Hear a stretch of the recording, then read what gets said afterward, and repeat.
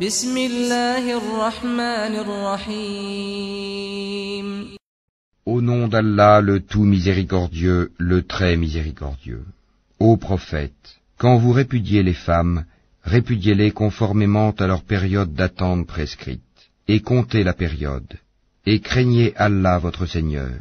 Ne les faites pas sortir de leur maison, et qu'elles n'en sortent pas, à moins qu'elles n'aient commis une turpitude prouvée. Telles sont les lois d'Allah. Quiconque cependant transgresse les lois d'Allah se fait du tort à lui-même. Tu ne sais pas si d'ici là, Allah ne suscitera pas quelque chose de nouveau. Puis quand elles atteignent le terme prescrit, retenez-les de façon convenable, ou séparez-vous d'elles de façon convenable, et prenez 2 hommes intègres parmi vous comme témoins, et acquittez-vous du témoignage envers Allah. Voilà ce à quoi est exhorté celui qui croit en Allah et au jour dernier, et quiconque craint Allah, il lui donnera une issue favorable, et lui accordera ses dons par des moyens sur lesquels il ne comptait pas. Et quiconque place sa confiance en Allah, Allah lui suffit.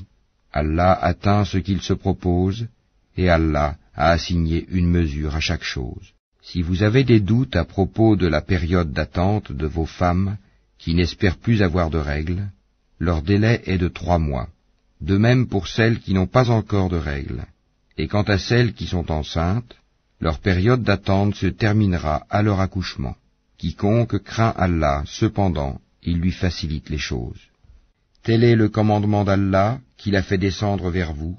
Quiconque craint Allah, cependant, il lui efface ses fautes et lui accorde une grosse récompense. Et faites que ces femmes habitent où vous habitez et suivant vos moyens. Et ne cherchez pas à leur nuire en les contraignant à vivre à l'étroit. Et si elles sont enceintes, pourvoyez à leurs besoins jusqu'à ce qu'elles aient accouché. Puis, si elles allaitent l'enfant né de vous, donnez-leur leur salaire, et concertez-vous à ce sujet de façon convenable. Et si vous rencontrez des difficultés réciproques, alors une autre allaitera pour lui. Que celui qui est aisé dépense de sa fortune, et que celui dont les biens sont restreints dépense selon ce qu'Allah lui a accordé. Allah n'impose à personne que selon ce qu'il lui a donné, et Allah fera succéder l'aisance à la gêne.